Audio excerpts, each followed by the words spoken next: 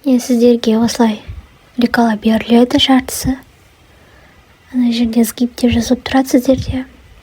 Демек сгиб деген бүктеу. Демек ашсаң оны осылай екі бөлік болып шығады. Бір бүтін болып шығады. Мысалға мынаны мата деп алатын болсақ, мынау ені маталардың 150 сантиметр ғой.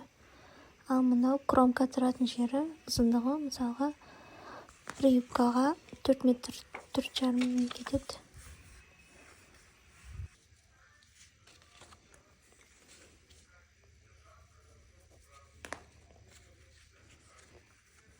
Енді міне матаның ұзындығын осылай қоямыз да, сгиб деп жазып тұрған жерді ортаға қарай жібереміз.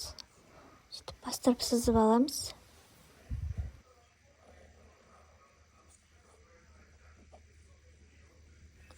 Енді сол лекаламызды келесі бетіне аударамыз.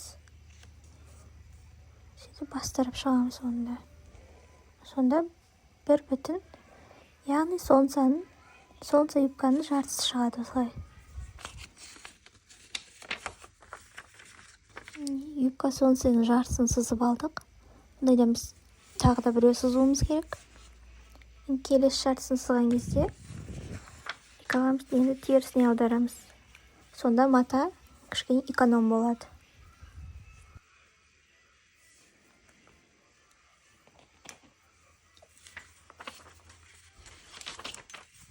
Лекаланы матаға көшірмес бұрын бірінші лекаланы өлшеп алыңыздар. Мысалы, лекала қанша сантиметр? 95 сантиметр ма? Сосын өзіңіздің беліңізден аяғыңыздың тобығына дейін өлшеңіз қанша. Мысалы, сізде 105 шықса, демек 10 сантиметр қосып пішесіз. Осы жаңа сызғанға 10 сантиметр қосасыз. Айналдырып қосып шығасыз.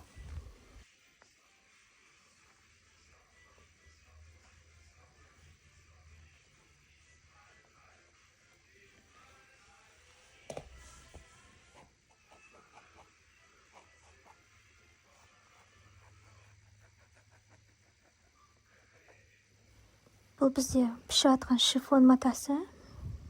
Шифон деп жазып қояйық.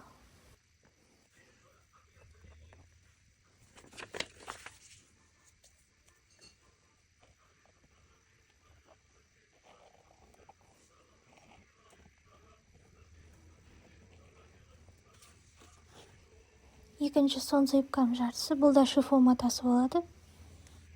Жаңа біріншісіне 10 сантиметр қосқан, екіншісіне де 10 сантиметр қосып шығамыз.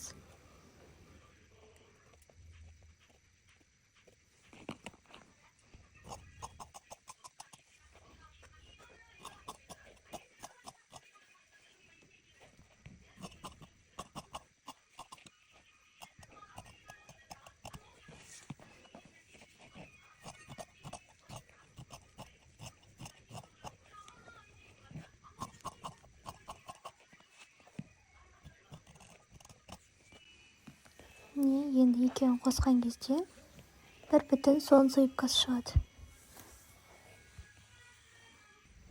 Тура шифон матасын қиғандай, подкатын да дәл солай қиып шығамыз.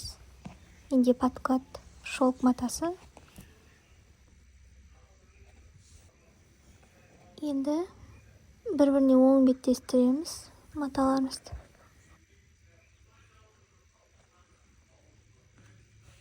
Видеода көрсетілгендей тігіп шығамыз.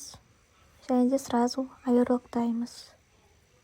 Егер оверлок болмаса, сіздер белевой тігіспен тіксеңіздер болады. Оны алдағы видеода көрсететін боламын қалай тігетінді. Міне мысалға тіктік деп ойлайық. Содан кейін осылай шифон матаны подкаттың үстіне осылай қоямыз да белдігін дайындап аламыз. Белдігін дублирлендап, екіге бүктеп үтіктейміз да осылай бір-біріне қосып тігеміз. Сонда домалақ болып шығады. Осы домалақты юбканың беліне тігіп шығамыз.